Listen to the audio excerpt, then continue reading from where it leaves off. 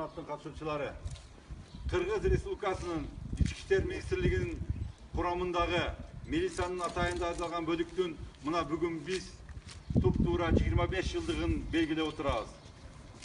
25 жыл.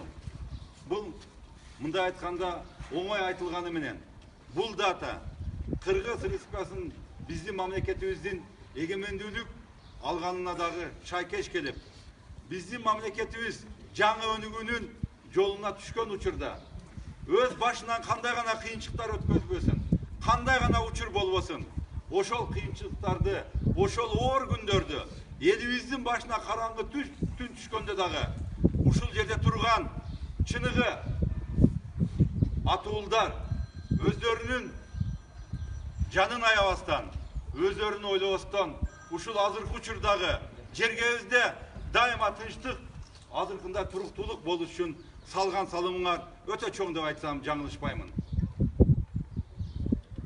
Жөнөкөй сөз менен айтканда, бул жашоонун маңызы чымын терезеден кирип чыккан менен барабар экен. Андыктан бул жашоого келген ар бир жигит өзүнөн кийинки муундарга үлгү боло турган нерселерди калтырып кетүү керек.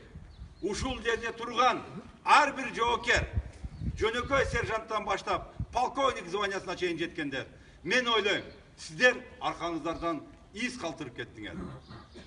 Да, өкүнүчтүүсү биздин арабызда